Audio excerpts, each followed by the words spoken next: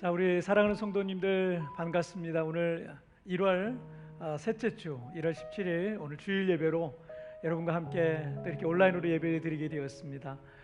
지금 상황들과 환경들 여러 가지 안 좋은 일들이 있지만 그러나 여러분 오늘 우리가 예배하는 바로 이 자리에는 하나님이 우리와 함께 하심을 여러분 꼭 기억하세요.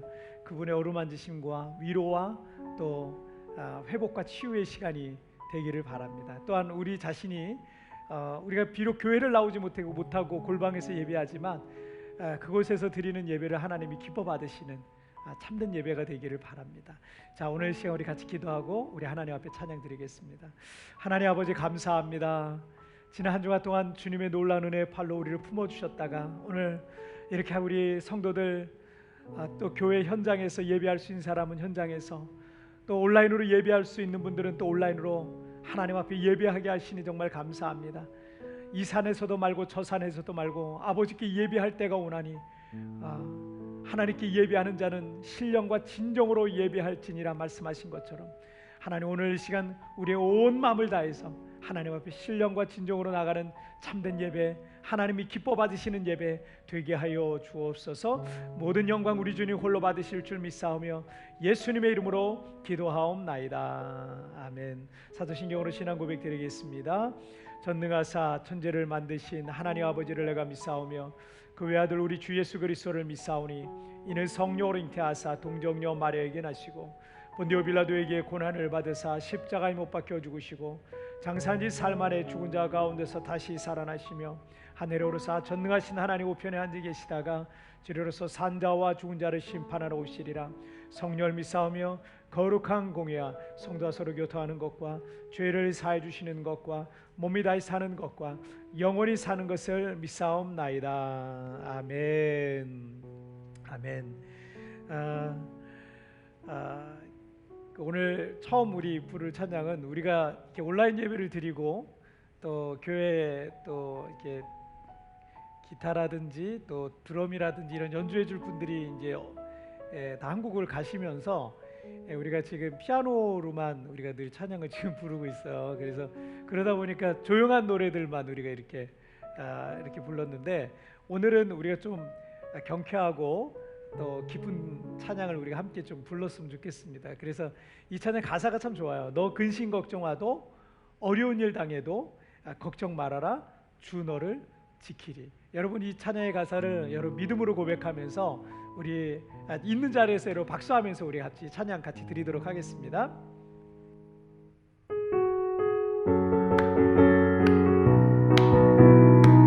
너 근심 걱정하도 근심 걱정하도 어려운 일 당해도 걱정 말아라 주 너를 지키리. 위험한 일 당해도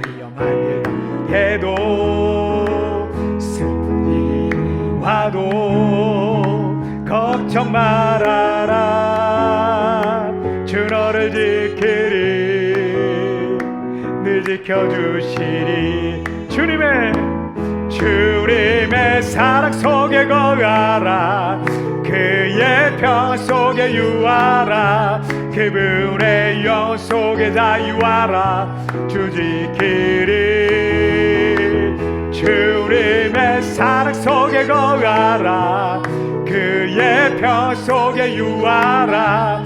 그분의 영 속에 자유하라. 주 지키리. 우리 다시 한번 너 근심 걱정하도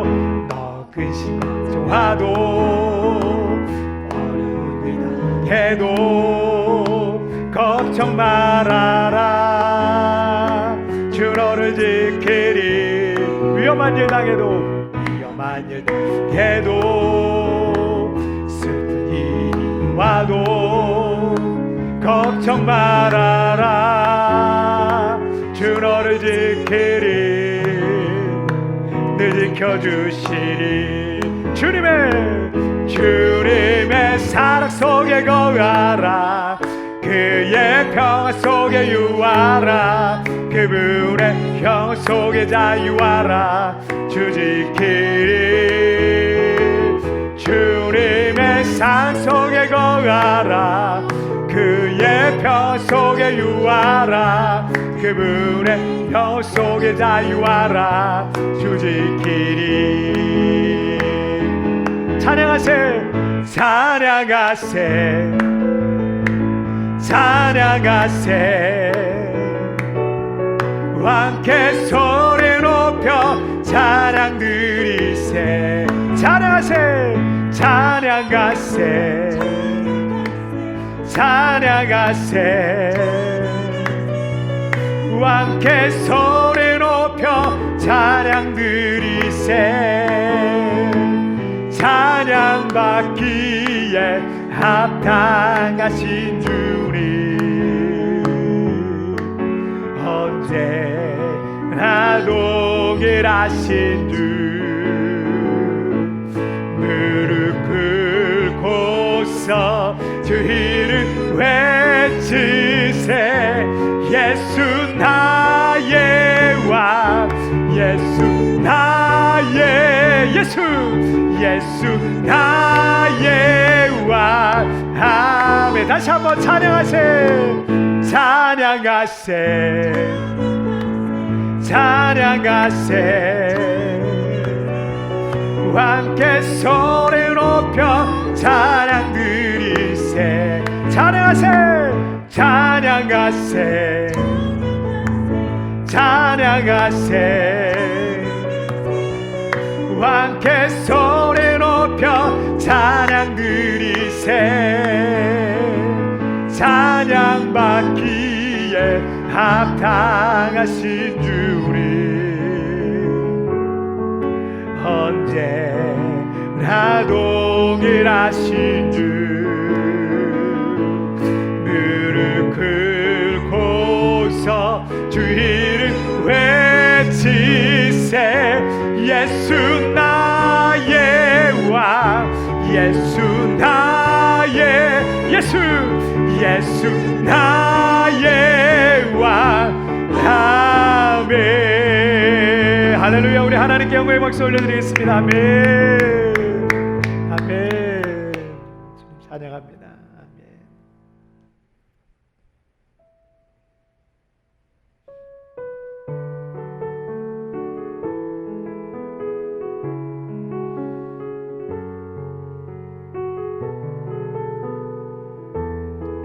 함께 찬양합니다. 아무도 예배하지 않는 아무도 예배하지 않는 그곳에서 주를 예배하리라.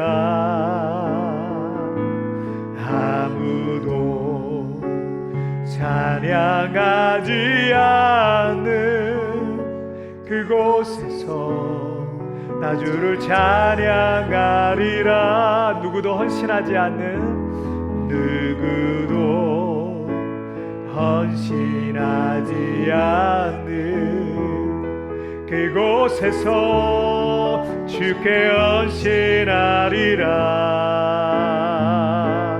누구도 증거하지 않는 그곳에서 나 주를 증거하리라.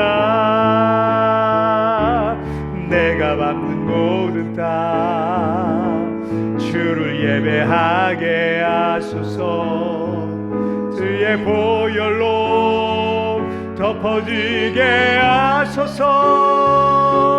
내가 선이고 주의 거룩한 곳 되게 하소서. 주의 향기로 물들이소서. 다시 한번 아무도 예배하지 않는 그곳에서 주를 예배하리라.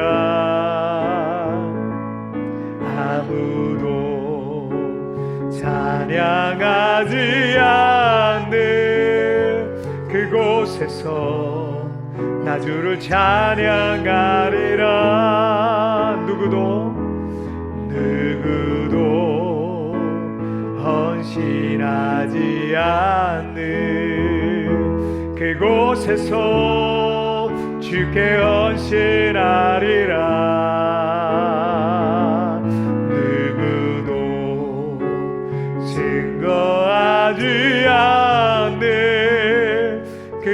이곳에서 나 주를 증거하리라. 내가 밟는 모든 땅 주를 예배하게 하소서. 주의 보혈로 덮어지게 하소서. 내가 선이고 주의 거룩한 곳 되게 하소서. 주의 향기로 물들이소. 내가 밟는 모든 땅 내가 밟는 모든 땅 주를 예배하게 하소서.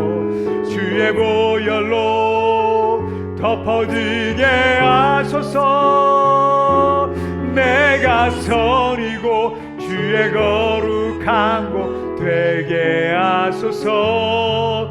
주의 향기로 물들이소. 여러분이 세월에 함께 기도할 때 우리가 선 곳이 어디든지, 우리가 예배하는 곳이 어디든지 그곳이 주의 거룩한 곳이 되게 하여 주옵소서. 어떤 모양, 어떤 조건, 어떤 환경 속에서도 내가 하나님을 예배하는 이 예배를 포기하지 않겠습니다. 멈추지 않겠습니다. 주님, 우리 예배 가운데 임재하여 주시고 오늘 이 성전에 또 아버지 하나님 우리 성도들의 골방에 하나님 임하여 주시옵소서. 예배를 위하여서 다 같이 우리 합심하여 기도하시겠습니다. 오 살아계신 하나님 아버지 감사합니다. 오늘 아버지 하나님 우리가 선 곳이 어디든지, 우리가 예배하는 곳이 어디든지 아버지 하나님 이 성전에서 예배하든 또한 아버지 하나님 우리 성도들이 골방에서 하나님을 예배하든 그곳이 바로 주님의 거룩한 성전이 되기를 원합니다. 주님의 거룩한 지성소가 되기를 원합니다. 하나님 어떤 환경과 어떤 조건 속에 있다 할지라도 우리가 예배를 포기하지 않기를 원합니다. 예배를 멈추지 않기를 원합니다. 날마다 하나님을 향해 부르짖는 기도와 우리의 찬양이 아버지 하나님 다윗과 같이 골방과 아버지 하나님 또 하나님 저 광야와 같은 동굴과 같은 그런 아버지 어둠의 인생의 터널 속에 건다 할지라도 우리가 아버지 하나님 예배를 멈추지 아니하고 하나님을 향해 아버지 날마다 믿음으로 나가는 우리 모든 성도들 될 수 있도록 주님 축복하여 주옵소서. 주여 오늘 예배 가운데 주여 임재하여 주시옵소서. 오 주님 감사합니다. 주님 감사합니다. 그러므로 사랑하는 형제들아, 내가 하나님의 모든 자비하심으로 너희를 권하노니 너희 몸을 하나님이 기뻐하시는 거룩한 산제물로 드리라. 이는 너희의 드릴 영적 예배지라. 이 세대를 본받지 말고 오직 마음을 새롭게 함으로 변화를 받아 하나님의 선하시고 기뻐하시고 온전하신 뜻이 무엇인지 분별해 나가는 우리 모든 성도들이 되게 하여 주시옵소서.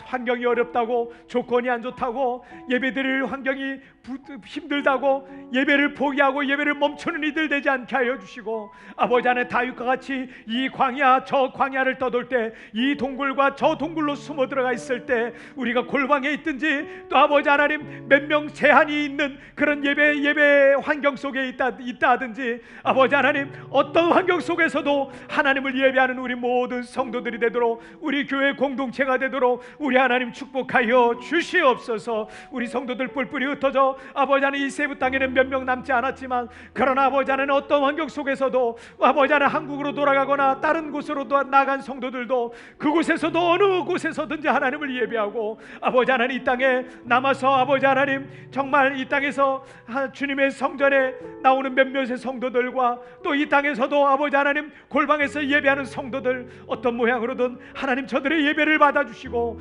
우리의 모든 마음과 우리의 정성을 하나님께 온전히 쏟아부어드리는 참된 예배가 되게 하여 주옵소서. 하나님 오늘 하나님 앞에 머릿속에 예배하는 성도들마다 우리 하나님 찾아가 주옵소서. 저들의 머리에 안수하여 주시고 상처난 마음을 위로하여 주시고 치료하여 주시고 어루만져 주시고 하나님의 회복과 치유의 놀란 시간이 되게 하여 주옵소서. 하나님 우리가 내일을 알 수 없는 막막한 하루하루를 살아가고 있지만 아버지 하나님 이 상황 속에서도 우리가 하나님이 전능하신 하나님을 신뢰하며 믿음으로 나아가기를 원하오니 주여 오늘 주님을 바라보는 이들마다 새로운 길이 열려지게 하여 주옵소서. 하나님의 새 영이 임하게 하여 주시옵소서. 하나님 아버지 코로나로 인하여 고통과 어려움 가운데 있는 이들마다 위로하여 주시고 아버지 하나님 속히 코로나가 종식되고 아버지 하나님 어떤 환경 속에 있든지 우리 성도들 하나님 바라보는 이들마다 하나님께서 새로운 길을 열어주시고 새로운 공급의 통로를 열어주시고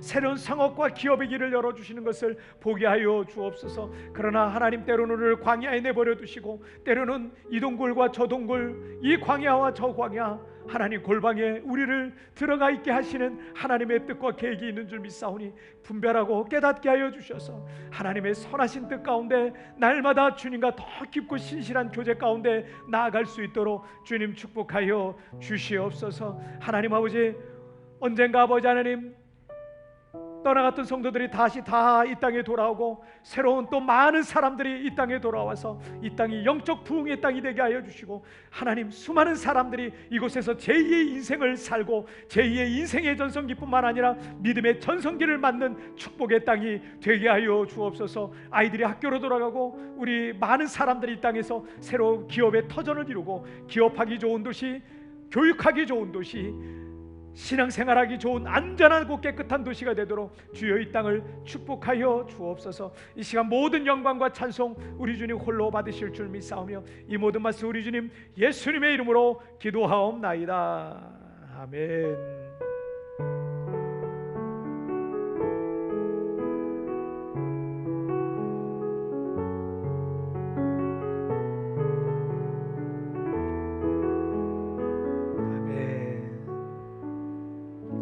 자, 오늘 우리에게 주신 하나님 말씀 우리 함께 보시겠습니다. 자, 오늘 우리에게 주신 하나님 말씀은 사도행전 13장 22절 말씀입니다.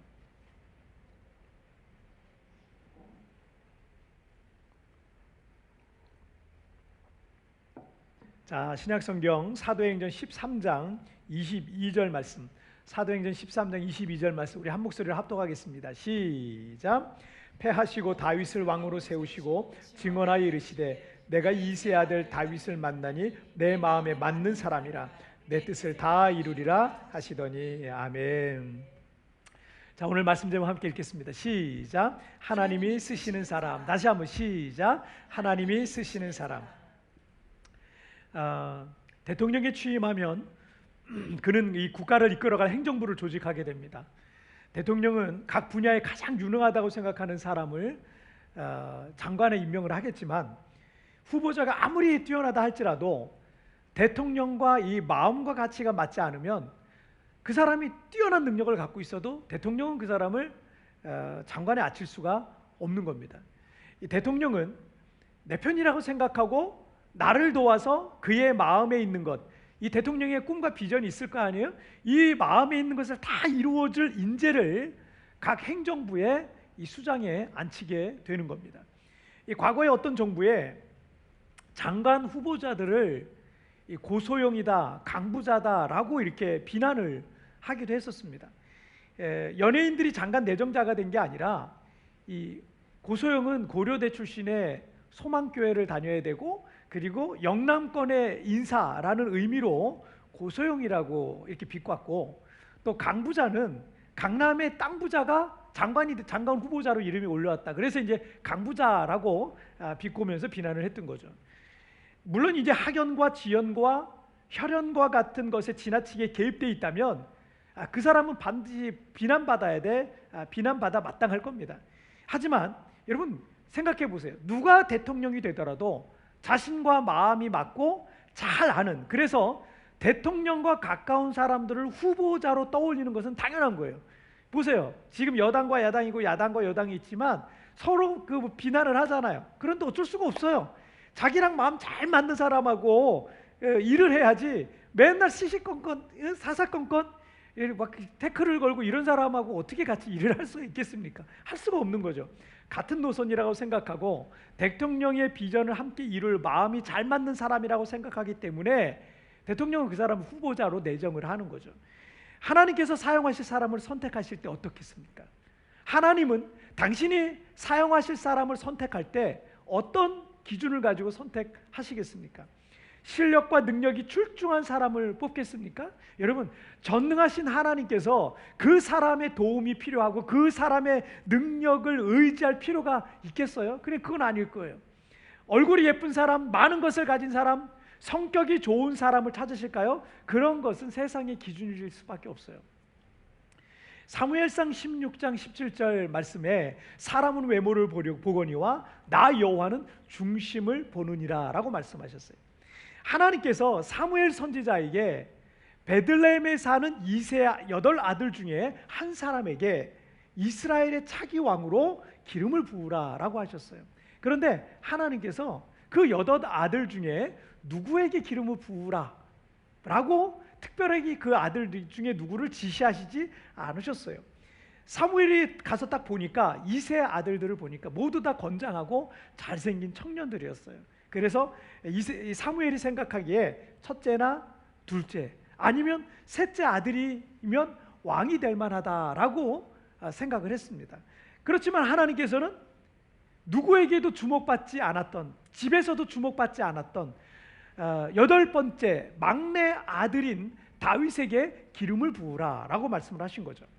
자, 사무엘을 비롯해 모든 사람들은요 사실은 겉모양을 보고 판단하는 경우가 많습니다. 겉모양을 보고 어떤 선입견을 갖는 경우가 많습니다. 하지만 하나님은 언제나 중심을 보세요. 하나님께서는 누군가를 쓰시려고 찾으실 때 하나님은 그 사람의 중심을 보시는 거예요. 왜냐하면 그가 능력이 부족하면 능력 부어주시면 돼요. 그가 미련하면 지혜롭게 해주시면 돼요. 그가 몸이 약해요, 연약하면 그 사람에게 능력을 부어주시면 되고, 그 사람이 가진 게 없어요. 그러면 그 사람에게 그런 재능과 능력들을 가진 여러 가지 것들을 부어주셔서 사용하시기 때문에 겉모양 하나님에게는 아무것도 아닌 거예요. 하나님에게는 그건 절대 기준이 될 수 없는 거예요. 겉모양을 따지는 사람들은, 세상에서 사람들의 겉모양을 따지는 거는 그 겉모양이 내가 부족하니까 그 사람의 겉모양이 나한테 필요하니까 겉모양을 따지는 거예요. 근데 하나님에게는 그게 필요한 게 아닙니다. 그래서 하나님께서는 겉모양을 보시지 않고 어떻게 해요? 중심을 보시는 거예요. 나는 여러분이 어떤 조건과 능력을 갖고 있든, 지금 여러분의 상황이 어떻든 여러분이 가지고 있는 능력이 어떻든 하나님께 크게 쓰임받는 2021년이 되기를 주님의 이름으로 축복합니다. 하나님께서는 중심을 보신다고 하셨는데, 하나님께 쓰임받는 사람이 되기 위해 가져야 될 두 가지 마음과 태도가 있어요. 자, 하나님은 바로 그런 사람을 쓰시는 겁니다. 자, 첫 번째 주제 함께 읽겠습니다. 시작. 나를 내려놓는 사람. 다시 한번 시작. 나를 내려놓는 사람. 수영 배울 때 가장 먼저 가르쳐 주는 게 물에 뜨는 거예요. 그래서 수영 강사가 어떻게 하라 그래요? 몸에 힘을 빼세요 그래요. 몸에 힘을 빼라 그래요. 몸에 힘을 빼라 그러는데, 하지만 수영 처음 배우는 사람들이 물이 무서워가지고 빠져 죽을 것 같으니까 몸에 힘이 잔뜩 들어가는 거예요. 그러면 절대 물에 안 뜹니다. 그러나 강사의 말대로 몸에 힘을 빼면 몸이 물에서 뜨는 거예요. 신앙생활도 똑같더라고요. 어떤 사람은 자신이 세상에서 나름 잘났다고 생각하고 공부도 많이 하고 책도 많이 읽었고 아는 것도 많고 능력도 있고 또 많은 경험도 있다고 생각하니까 교회에서 목사님이 하는 설교가 귀에 잘 안 들어오는 거예요. 왜냐하면 너무나 내가 아는 게 많거든. 많은 경험이 있거든요. 목사님 설교가 잘 안 들어와요. 어떤 사람들은 보니까 교회 어떤 사람들은 그 목사님의 말씀에 은혜도 받고 눈물도 흘리고 그러는데, 이 사람은 팔짱을 다 끼고 앉아가지고 말씀을 판단만 하고 있는 거예요. 팔짱 끼고 있는 사람들이 다 말씀 판단하는 건 아니지만 팔짱 끼고 말씀을 판단만 하고 있는 거예요. 그러니 아무리 은혜로운 말씀이 전해진다고 해도 자신에게는 아무 감동이 없는 거예요. 그런 사람에게는 신앙생활이 시작될 수가 없어요. 절대 신앙생활이 교회는 왔다 갔다 할 수 있지만 신앙생활이 시작이 안 돼요. 그런데 언제 진짜 신앙생활이 시작되는 줄 아세요? 그 잘났다고 생각하는 사람이 한번 망해보거나, 어디가 한번 부러지거나, 어디가 한번 아프거나, 어떤 일들로 인해서 절망과 낙심과 슬픔이 빠지게 되면 비로소 그때야 하나님을 찾게 되는 경우가 사실은 많아요. 꼭 그런 방법이 아닐지라도 오기도 하지만 그런 경우가 사실은 많아요. 그동안 자신이 의지했던 몸의 힘을 빼는 거예요. 그때부터 몸이 물에 뜨듯 하나님의 은혜에 강해서 이 사람이 헤엄치기 시작하는 거예요. 신앙생활이 시작이 되는 거예요. 오늘 본문 22절 말씀을 한번 우리 함께 읽을까요? 시작. 패하시고 다윗을 왕으로 세우시고 증언하여 이르시되 내가 이새의 아들 다윗을 만나니 내 마음에 맞는 사람이라 내 뜻을 다 이루리라 하시더니. 이스라엘의 초대 왕 사울은 외적인 조건이 아주 뛰어난 사람이었습니다. 다른 사람들보다 머리 하나가 크다라는 성경의 표현을 기록을 보니까 이 사람은 몸이 체구가 굉장히 좋은, 이 피지컬 자체가 굉장히 좋은 사람이었고 다른 사람보다 한 20cm 정도는 크지 않았나, 굉장히 큰 장신이었기 때문에 이 사람이 왕으로 뽑혔을 때 이스라엘 모든 백성들이 저 사람 정도면 우리를 다스릴 왕이 될 만해, 내가 따를 만한 사람, 그런 사람이야 라고 그들도 생각을 했습니다. 하지만 우리가 알다시피 사울은 실패한 왕이었어요. 겸손했던 사람이 교만해졌고 물질적 탐욕과 또 거짓과 주술에 빠졌습니다. 하나님께서는 그를 패하셨고 사무엘을 통해서 새로운 왕을 세우시기를 원하셨는데 그가 바로 다윗이었어요. 하나님께서 이세 아들 목동 다윗을 만나니 내 마음에 맞는 사람이라, 하나님이 너무 흡족한 그 느낌이 드는 거죠. 자, 그는 이 사울과 같이 겉모양이 받지 못할 만한 그런 아직 성장기를 다 거치지 못해서 지금 아직 성장하고 있는 소년이었고 양떼를 돌보는 비천한 그냥 목동이었을 뿐입니다. 그러나 그의 중심을 보니까 하나님 마음에 딱 맞는 사람이었어요. 제가 이 말씀을 이렇게 묵상을 하다 보니까 문득 그런 생각이 들었어요. 하나님께서 다윗을 보실 때 마음에 맞는 사람이다 라고 하셨는데 하나님이 나를 소개하실 때 나를 보시고서는 어떻게 말씀을 하실까라고 생각을 하니까 하나님 앞에 참 마음이 부끄러웠어요. 하나님께서 만약 우리에 대해서 소개하신다면 어떻게 말씀하시겠습니까? 아무개는 참 신실한 사람이다. 아무개는 정말 믿음의 사람이다. 아무개는 정직한 사람이다. 겸손한 사람이다. 그는 참 진실한 사람이다. 아무개는 내 마음에 잘 맞는 사람이다. 주님께서 우리를 이렇게 말씀하신다면 여러분 정말 너무너무 행복할 것 같아요. 너무너무 기쁠 것 같아요. 하지만 아무개는 교활한 사람이야. 아무개는 교만한 사람이야. 아무개는 거짓된 사람이야. 아무개는 음탕한 사람이야. 아무개는 탐욕적인 사람이야. 아무개는 나를 늘 근심하게 하는 사람이야. 만약 주님께서 우리를 향해 그런 마음이 있으시다면 이건 너무 슬픈 일이 될 겁니다. 그리고 우린 통곡하면서 하나님 앞에서 회개에 합당한 열매를 맺어야 될 겁니다. 제가 인생을 살다 보니까 많은 부부들을 보고 교회에서도 아무래도 성도들도 많이 보잖아요. 그런데 이 대부분의 부부들은요 성격이 반대인 경우가 굉장히 많아요. 그런데 이 어떤 부부는 행복하게 잘 살아요. 성격이 다 반대예요. 성격 문제 때문에 싸운다 그러잖아요. 근데 성격이 다 반대더라고요. 근데 보면 어떤 부부들은 행복하게 잘 사는데 어떤 부부의 경우는 늘 다툼이 많아요. 그런데 서로 성격이 안 맞는다고 생각하는 거. 나는 저 사람이랑 안 맞아. 너무너무 사랑해서 결혼했는데도 나는 저 사람이랑 안 맞아. 이렇게 생각하는 거예요. 여러분 아니에요. 부부들이 성격이 딱 맞는 부부 별로 없어요. 제가 정말 많은 커플들을 봤잖아요, 교회에서. 그런데 성격이 딱 맞는 부부 별로 없어요. 완전히 다른 두 사람이 만났지만 서로 사랑하잖아요. 사랑해서 만나서 결혼한 거잖아요. 서로 사랑하니까 안 맞는 사람인데 맞춰가는 거예요. 사랑하니까 맞춰가는 거예요. 맞춰주는 거예요. 누구를 탓할 필요 없습니다. 저 사람이 나한테 좀 맞춰주면 좋겠다. 아니에요. 그럴 필요 없어요. 맞춰주면 고맙죠. 근데 내가 맞춰주면 돼. 내가 맞춰주고 그렇게 맞춰가면서 사면 되는 거예요. 왜요? 사랑하니까. 그렇게 사는 거예요. 그럼 행복할 수 있는 거예요. 아주 간단한 거예요. 딱 맞는 부부 없어요. 딴 데 가서 찾아도 없어요. 여기 이혼하고 딴 데 가서 내가 새 장가 들면 좋겠지? 없어요. 그런 사람 없어요. 여러분 하나님께서 다윗을 만나니 내 마음에 맞는 사람이다라고 하셨을 때 하나님께서 다윗의 마음에 맞추셨겠어요? 아니면 다윗이 하나님의 마음에 맞춰 살겠어요? 자, 이건 좀 다른 건데 여러분 연약하고 흠투성이고 허물과 죄가 가득한 인간은요 기준이 될 수가 없어요. 때문에 다윗이 하나님의 뜻과 말씀에 맞추어 살았다라고 말하는 것이 맞는 말이에요. 하나님이 우리에게 맞추신 건 하나 있어요. 하나님이 친히 죄인이 되실 수는 없지만 죄인과 같이는 되셨어요. 성육신하셔서 우리와 함께 하셨다. 자, 이거는 맞춰주셨죠. 하지만 불완전한 우리 인간을 맞추실 수는 없어요. 우리 인간이 완전하신 하나님을 맞춰가야 되는 거예요. 자, 그러면 내가 상대방에게 맞추려면 어떻게 해야 되겠습니까? 나를 내려놔야 상대방에 맞출 수 있어요. 나를 내려놓지 않으면 절대 상대방에 못 맞춰요. 내 생각을 고집하고 내가 하고 싶은 것만 하려고 하고 내 뜻대로 하려고 하는 사람은요, 절대 상대방에게 맞출 수 없어요. 늘 다툼이 있을 수밖에 없습니다. 그리고 맞출 수도 없고 맞춰지지도 않기 때문에 거기에는 갈등이 끊이지 않습니다.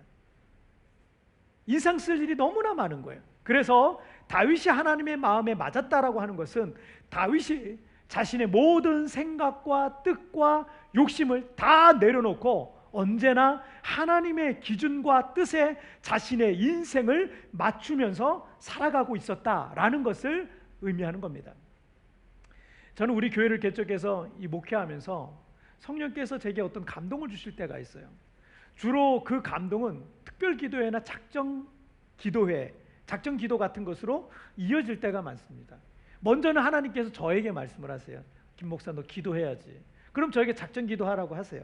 그런데 작정 기도할 때 제가 항상 나만 할 수는 없지. 우리 성도들도. 그래서 특별 기도회가 선포되는 거는 거의 대부분 그렇게 돼요. 그래서 그런 것으로 이어질 때가 많아요. 그런데 참 신기하게도 어려울 때 성령께서 기도하라는 감동을 주시니까 저는 힘드니까 그냥 순종하고 엎드릴 뿐인데, 그렇게 순종하잖아요? 반드시 하나님이 거기에 은혜를 주시더라고요. 꼭 그러세요. 그래서 저는 특별 기도회를 시작하면요, 뭐 기대를 해요. 이번엔 뭘 주실까? 이번엔 어떤 은혜를 주실까? 이걸 자꾸 기대하게 돼요. 이상하게도 그 기간에는요, 여러분들은 잘 모르셨을지도 몰라요. 그런데 저는 알잖아요.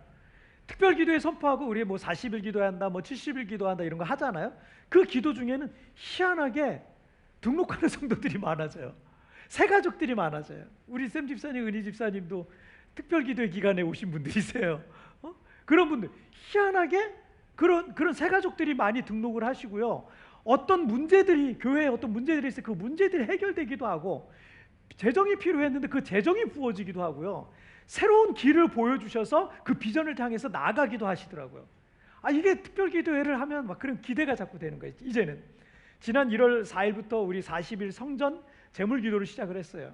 예년 같으면 이 신년에 특별기도회를 시작하는데 이 코로나 사태로 인해서 서로가 조심해야 되니까 성도들이 자유롭게 모여서 특별기도회 같은 것을 할 수가 없으니까 제 마음이 너무 답답하더라고요. 지금 신년을 기도로 시작해야 되는데, 그리고 이 넓은 성전이 매일 텅텅 비어있고 먼지만 쌓여가니까 목사인 제 마음이 우울한 거예요. 교회 와서 기도할 때마다 마음이 그냥 우울한 거예요.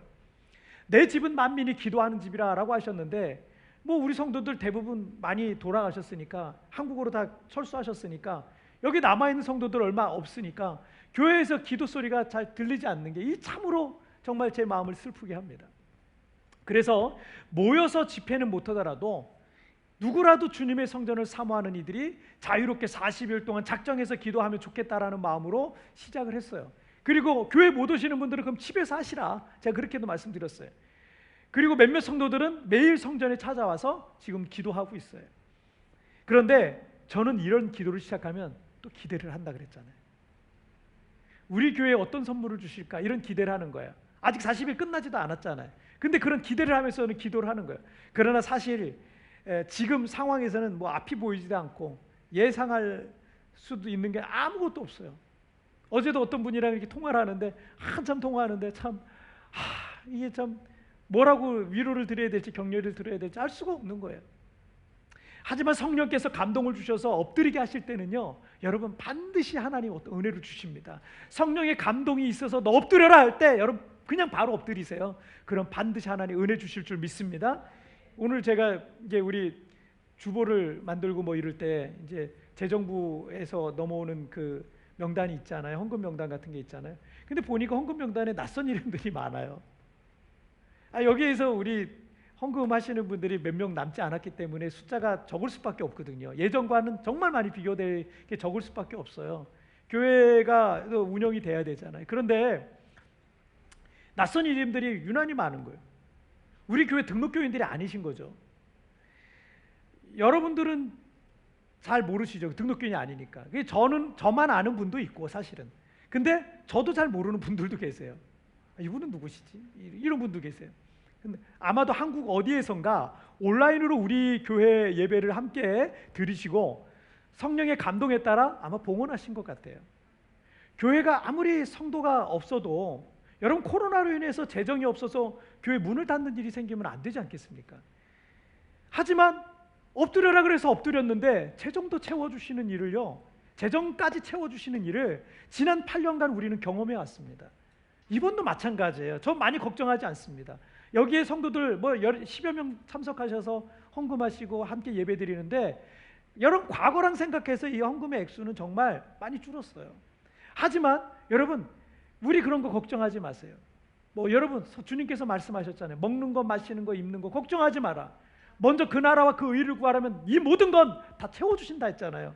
엎드리라 그래서 엎드리면 하나님 다 채워주세요. 심지어 재정까지도 채워주세요. 여러분 이것이 단지 필요한 재정만 채워주시겠어요? 하나님은 막힌 길도 열어주시는 거예요. 문제를 해결해 주시기도 하고 우리 앞에 있는 큰 산을 옮겨주시기도 하고 사람의 마음을 바꿔주시기도 하고 새로운 능력을 주시기도 하고 내 힘으로 할 수 없었던 것을 가능하게도 만들어주시는 분이 하나님이신 것입니다. 그런데 왜 하나님께서 우리 교회에 특별기도회 같은 때 주로 은혜를 부어주실까요? 저는 이번 40일 성전 제물 기도하러 할 때 이 강단에서 제가 이제 꼭 무릎을 꿇고 기도를 합니다. 여러분도 한번 해보세요. 무릎을 꿇고 기도해 보세요. 나이 많이 들면 무릎 꿇는 것도 힘들어져요. 왜냐하면 관절이 아파져요. 진짜 젊을 때 많이 하세요. 젊을 때. 그래서 이 강단에서 이제 무릎을 꿇고 기도를 하는데 무릎을 탁 꿇으면 어떤 마음이 드냐면 나는 아무것도 아닌 거예요. 무릎 꿇자마자 드는 생각, 나는 아무것도 아닙니다. 그리고 드릴 수 있는 게 기도밖에 없으니까 하나님 나를 제물로 받아주세요. 기도 제물입니다. 나는 제물입니다. 나를 사용해 주세요. 주님의 뜻대로 살겠습니다. 죄들을 회개하겠습니다. 이런 마음이 더 커지는 거예요. 내 생각과 계획과 욕심까지 나를 십자가 앞에 다 내려놓고 하나님 마음에 나를 맞추기 시작하는 게 무릎 꿇을 때 그런 마음이 되는 거예요. 여러분 무릎 꿇는 거, 하나님 앞에 무릎 꿇는 거는요, 여러분을 하나님께 맞추기 시작하는 거예요. 자, 그러면 그렇게 주님의 마음에 맞으면 하나님은 그런 사람에게 뭘 베푸신다? 은혜를 베푸신다. 그런 사람을 쓰시기 시작하는 거예요. 하나님께서 왜 우리 교회에 특별 기도회 때마다 은혜를 주시겠어요? 무릎 꿇고 하나님께 자기 자신을 맞추니까 그 교회가 하나님께 맞으니까 그 교회에 은혜를 부어주시는 거예요. 그 사람이 하나님께 맞으니까 은혜를 주시는 거예요. 그걸 기뻐하시는 거예요. 특별 기도회 자체를 기뻐하는 게 아니라 하나님께 맞춰가는 그 교회와 하나님께 맞춰가는 그 사람을 하나님이 기뻐하시는 거예요. 하지만 여러분 나를 내려놓지 않잖아요. 하나님은 그를 쓰실 수가 없어요. 하나님 앞에 쓰임받기를 원한다면 먼저 자신을 십자가 앞에 내려놔야 됩니다. 내 고집과 생각들을 다 십자가 앞에 내려놔야 됩니다. 그렇게 하나님의 마음에 맞으면 주님은 그에게 갖고 계셨던 모든 뜻을 다 이루시는 겁니다. 자, 우리 두 번째 주제 보실게요. 함께 읽겠습니다. 시작. 주를 바라보는 사람. 다시 한번 시작. 주를 바라보는 사람. 두 번째로 하나님이 쓰시는 사람은 끊임없이 주님을 바라보는 사람이에요. 다윗이 하나님의 마음에 맞는 사람이었다라는 것은 그가 하나님께 늘 집중했다는 거고요. 그가 하나님의 말씀에 인생의 기준을 늘 두고 살았다는 걸 말하고 그가 늘 하나님의 뜻을 구하고 찾았다라는 것을 말합니다. 다윗은 늘 하나님을 바라보는 사람이었어요. 시편 150편 중에 다윗이 쓴 시가 무려 74편 이상이에요. 여러분이 다윗의 시를 읽어보시면 거의 대부분이 곤란한 중에 기도하는 내용이고요, 자신을 고난 속에서 건지신 하나님을 찬양하는 내용이 다예요. 시편 25편 15절 말씀에 내 눈이 항상 여호와를 바라보면 내 발을 그물에서 벗어나게 하실 것이미로다. 다윗은 인생 속에 많은 고난들이 있었습니다. 다윗처럼 많은 고난을 받은 사람도 찾기 힘들 겁니다. 하지만 고난이 많았던 것처럼 다윗처럼 하나님을 구하고 찾고 바라보고 기도를 많이 한 사람도 드문 거예요. 시편의 절반이 다윗의 기도와 찬양이라는 것이 다윗이 얼마나 기도를 많이 했던 사람인가라는 것을 우리가 알 수 있게 짐작해 보는 내용입니다. 자, 이 시편에서 다윗은 항상 여호와를 바라고 있음을 기록하고 있습니다. 왜냐하면 그렇게 하나님을 바라보는 삶은 반드시 하나님께서 시련의 그물에서 벗어나게 해 주실 것을 그는 믿었던 거예요. 하나님 바라보면 날 건져주신다, 이 믿음이 있었던 거죠. 우리 교회 유튜브 채널에 지난주 3분 메시지를 보시고 몇몇 분들이 이제 댓글을 남겨주셨는데, 우리 교회 초창기에 예배 동시 통역으로 수고해 주셨던, 섬기셨던 집사님 한 분, 제가 참 좋아하고 저랑 같이 운동도 하고 배드민턴 치고 막 그러셨던 우리 집사님, 우리 학생들을 참 좋아하고 학생들도 많이 따르던 우리 집사님 한 분이 계신데, 그분이 이런 글을 남겨주셨어요. 저에게도 이제 참 은혜가 되었는데 이러셨어요. 2020년이 저에게는 그런 한 해였습니다. 주님, 저에게 왜 그러세요? 도대체 계획했던 것들이 마치 모래가 소나기에서 빠져나가듯 모든 것이 흐트러지는 것 같은 한 해였습니다. 하지만 굴욕스러운 순간에도, 어두운 상황에서도 참을 수 있고 고개 들 수 있는 힘과 샬롬을 경험하게 하시면서 코로나와 같은 어려움을 이겨내는 힘을 키워주셨음에 감사합니다. 그리고 이렇게 글을 맺으셨습니다.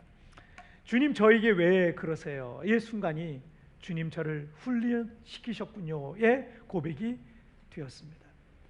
분명 우리 집사님께서도 인생 속에 가장 큰 어려운 시기를 보내셨을 겁니다.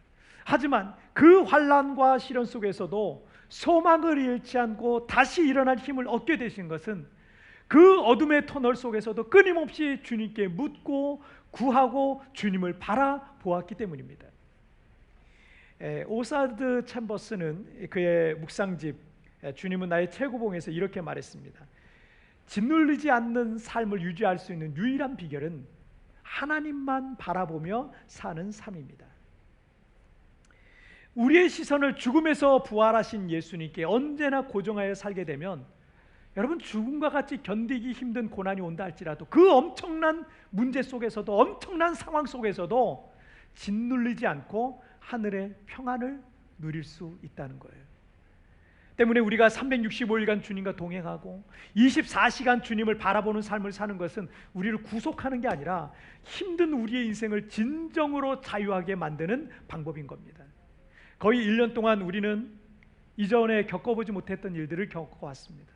처음에는 이 코로나 시대를 어떻게 살아야 할지 몰라서 방황하기도 하고, 그냥 막연히 전염병이 끝나기만을 기다리면서 시간을 허비하기도 했습니다. 하지만 하나님은 우리의 시선을 주님께 돌리도록 인도하셨어요. 그동안 너무 바쁘게 살다 보니까 소홀히 했던, 하나님에 대해서 너무 소홀히 했던 우리들, 소홀히 했던 말씀, 그리고 기도 생활을 다시 회복하게 되었습니다. 지금도 매일 아침 온라인 기도회를 우리가 매일 하고 있고요. 그리고 90일간 성경 통독을 하는데, 이 90일간 성경 통독은 지난 우리가 하반기 가을에 했거든요. 가을에 석 달 동안 성경을 통독했어요.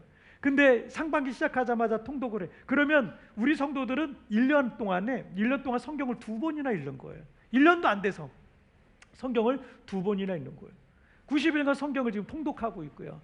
24시간 주님을 바라보기 위해서 예수 동행 훈련을 온라인으로 지금 또 계속 진행을 하고 있습니다. 그래서 30일 강의 듣고 12일 또 강의 듣고 또 20일 또 강의 듣고 계속 그러고 있어요. 그리고 40일간 성전 제물 기도로 주님 앞에 지금 나아가고 있어요. 그러니까 우리가 모이지는 못하지만 계속 우리는 지금 뭔가를 하고 있는데, 그걸 통해서 개인적으로 골방에서 하나님을 만나는 이 일을 계속 하고 있는 거예요. 그리고 내일을 알 수 없는 시대를 살아가고 있는 우리가 매일 주님을 바라보는 생활을 하는 거예요. 계속 주님을 바라볼 수밖에 없게 만드셨어요. 지난 주간에도 여기 남아 계신 분들 중에 여러분들을 제가 좀 만났었어요. 불신자들도 계시고 우리 교회에 등록만 되어 있고 예배 잘 나오지 못하는 초신자들도 있었습니다. 그분들에게 우리 끝까지 잘 견디자며 격려하고 기도해주고 왔어요.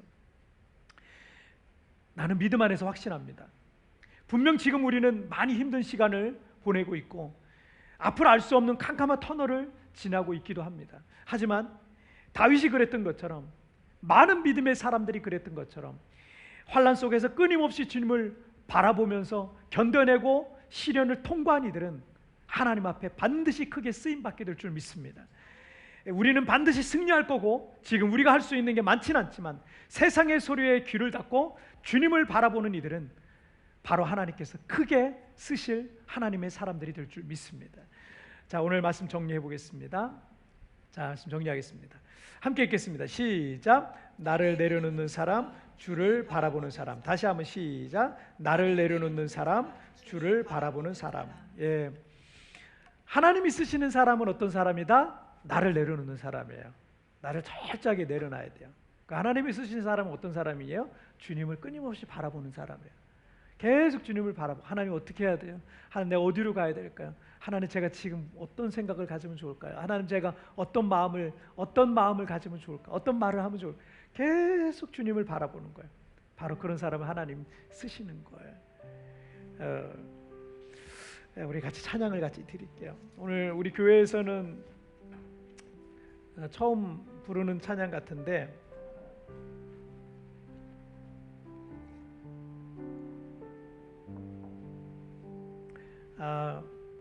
이 찬양은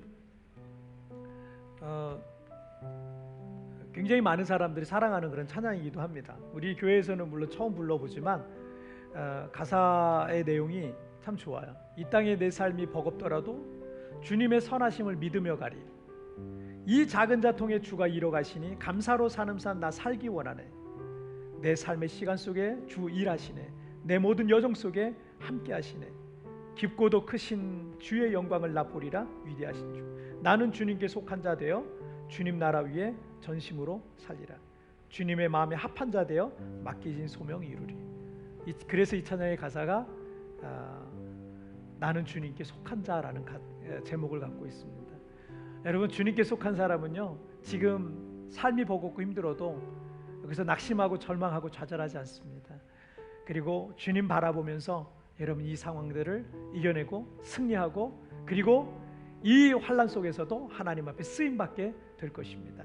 함께 우리 찬양 드리겠습니다.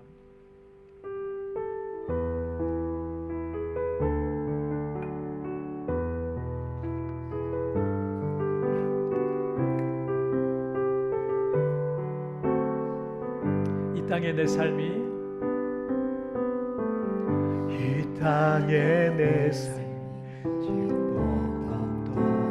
주님의 선하심, 주님의 선하심 나 믿으며 가리. 이 작은 자통에 주가 이뤄가시니 감사로 사는 삶 나 살기 원하네. 내 삶의 시간 속에 주 일하시네. 내 모든 여정 속에 함께 하시네. 깊고도 크신 주의 영광을 나 보리라. 위대하신 주, 나는 주님께 속한 자 되어 주의 나라 위에 전심으로 살리라. 주의 마음에 합한 자 되어 맡기신 소명 이루리. 다시 한번 이 땅에 내 삶이 비록 버겁더라도 주님의 선하심 나 믿으며 가리. 이 작은 자통에 주가 이뤄가시니 감사로 사는 삶 나 살기 원하네. 내 삶의 시간 속에 주가 일하시네. 내 모든 여정 속에 함께 하시네. 깊고도 크신 주의 영광을 나 보리라. 위대하신 주, 나는 주님께 속한 자 되어 주의 나라 위에 전심으로 살리라. 주의 마음에 합한 자 되어 맡기신 소명 이루. 나는 주님께 속한 자 되어, 나는 주님께 속한 자 되어 주의 나라 위에 전심으로 살리라. 주의 마음에 합한 자 되어 맡기신 소명 이루리. 여러분 이 시간 우리 함께 같이 기도하겠습니다. 여러분, 하나님이 어떤 사람 쓰시겠어요? 나를 내려놓는 사람이야. 자기를 자꾸 고집하면 하나님이 그 사람을 쓰시기가 참 어렵습니다. 그거 내려놓고 십자가 앞에 여러분 생각과 계획과 판단과 여러분 경험과 여러분 능력 모든 것들 다 내려놓는 사람, 하나님이 그때부터 그 사람을 쓰시는 거예요. 그런 사람이 하나님의 마음에 맞는 사람인 거예요. 그리고 주를 바라보는 사람. 여러분, 끊임없이 주님을 바라보세요. 지난 1년 동안 하나님은 지금 우리에게 그 훈련을 시키시는 거예요. 계속해서 주님을 바라볼 수밖에 없는 그런 훈련을 시키시는 거예요. 왜요? 하나님의 마음에 맞는 사람이 되게 하셔서 내 뜻을 그에게 다 이루게 하리라. 나는 너를 쓰고 싶구나. 나는 너를 통해 일하고 싶구나. 나는 너를 쓰기를 원한다. 하나님 그 훈련을 지금 시키시고 있는 겁니다. 여러분, 지금 우리의 삶이 고단하고 힘들지라도 여러분 낙심하지 마시고, 여러분 우리가 주님의 마음에 맞는 자 되어 하나님 환난 중에 하나님 앞에 쓰임받는 인생 살게 하여 주시옵소서. 여러분 오늘 말씀 붙들고 주여 한번 크게 외치고 합심하여 기도합니다. 주여! 오 살아계신 하나님 아버지, 감사합니다. 오늘도 아버지 하나님 우리를 불러주시고, 아버지 하나님 오늘도 주의 말씀을 하나님 통해서 마음에 아버지 하나님 말씀 새겨주시고 도전을 주시고 깨달음을 주시니 정말 감사합니다. 그동안 아버지 하나님 내가 내 생각과 내 고집, 내 아버지 하나님 계획들을 너무 고집해왔던 것을 주님 용서하여 주옵소서. 하나님의 마음에 맞는 자 되기를 원합니다. 내 몸에 힘을 빼게 하여 주옵소서. 아버지 하나님 나를 내려놓는 자 되게 하여 주옵소서. 그래서 아버지 하나님 주님의 마음에 맞는 자 되어 하나님 앞에 쓰임받기를 원합니다. 하나님 앞에 쓰임받기를 원합니다. 하나님 끊임없이 주님을 바라보기를 원합니다. 지난 1년 동안 하나님 하늘을 바라보며 주님을 바라보며 매일매일 주님을 바라보는 훈련을 시키셨는데, 아버지 하나님 낙심하고 지금의 상황 때문에 절망하지 말고 하나님 앞에 쓰임받는 자 되게 하여 주시옵소서. 오 주님 감사합니다. 주님 감사합니다. 내가 이세 아들 다윗을 만나니 내 마음에 맞는 사람이라 내가 내 뜻을 그에게 다 이루게 하리라 말씀하셨던 것처럼, 하나님 아버지 오늘 아버지 하나님 우리는 참 연약합니다. 부족합니다. 하나님 그럼에도 불구하고 보잘것없는 이 능력 믿고 살아왔고, 보잘것없는 이 지식과 지혜를 믿고 살아왔던 어리석은 저희들을 용서하여 주옵소서. 이제 아버지 하나님 십자가 앞에 우리의 능력을 내려놓습니다. 우리가 가진 것들 내려놓습니다. 우리의 모든 경험들과 계획들과 우리의 모든 생각들을 다 십자가에 못 박아버리고 다 내려놓습니다. 그리고 주님을 바라봅니다. 주님을 향해 나아갑니다. 아버지 하나님 그렇게 주님을 바라보며 주님 앞에 나아가는 이들마다 주님 써주시옵소서. 하나님의 마음에 맞는 자들을 하나님 써주시는데 2021년 아버지 하나님 아직 이 시련과 고난이 끝나지 않았지만, 그러나 2021년 고난 중에 환난 속에서 하나님 앞에 위대하게 쓰임받는 축복의 간증자가 되고 하나님의 이름을 자랑하는 간증의 주인공들이 되게 하여 주시옵소서. 오 하나님 아버지, 오늘 이 시간 이 믿음으로 주님 앞에 나가는 이들마다 성령으로 붙들어 주옵소서. 새 힘을 얻게 하여 주옵소서. 어려운 환난 속에 다시 일어나는 우리 모든 성도들 되게 하여 주옵소서. 주님께 붙들림 받으여 주님께 쓰임받는 우리 광명의 모든 성도들 되게 하여 주옵소서. 예수님의 이름으로 기도하옵나이다. 아멘. 자, 오늘 이 시간은 하나님 앞에 봉헌하는 시간입니다. 여러분 하나님 앞에 예물을 드리실 때 우리 부엘세바 온라인 중창팀이 봉헌 특송으로 하나님께 영광을 올려드리겠습니다.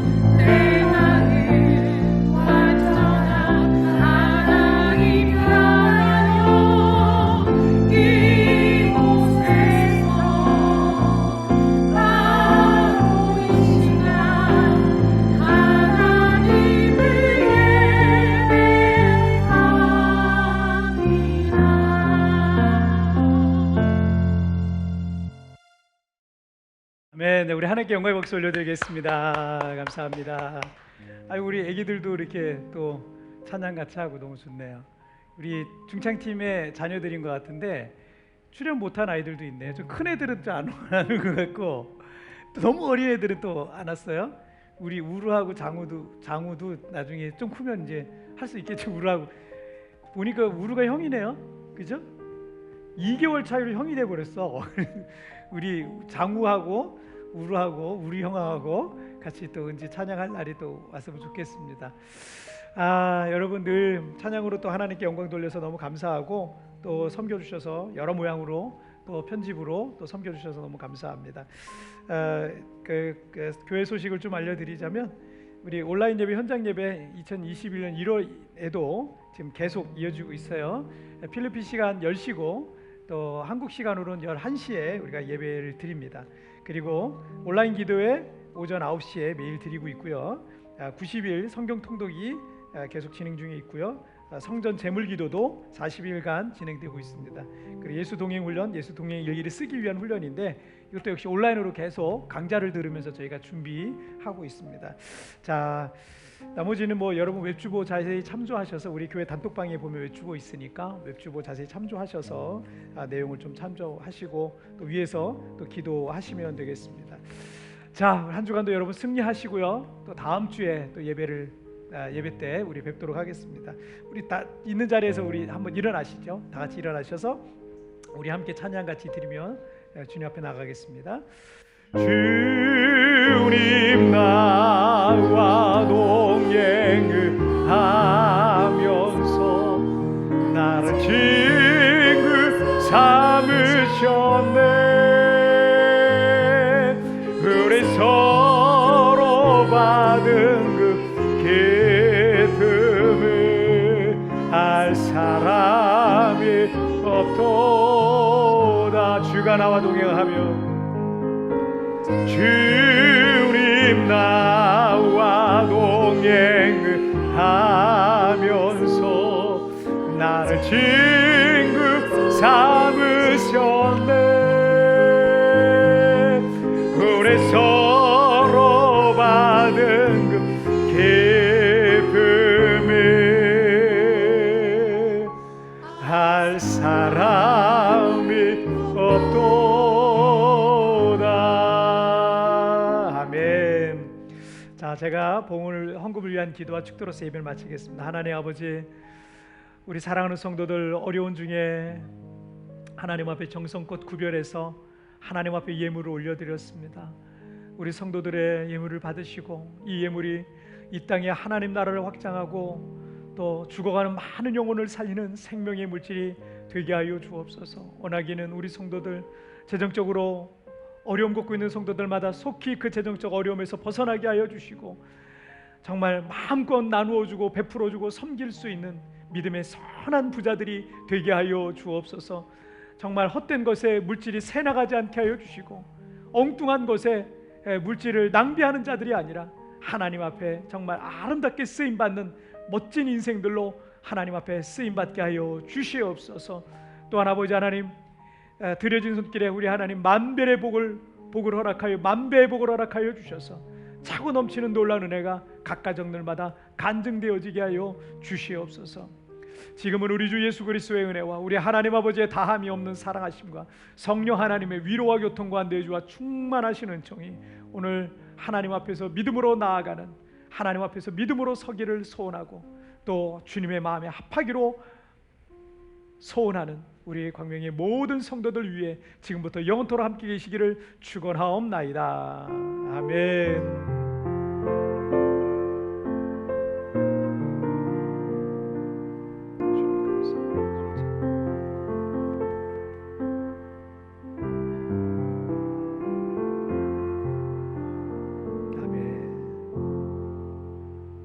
감사합니다. 여러분 하나님께 영광의 박수 올려드리겠습니다. 감사합니다.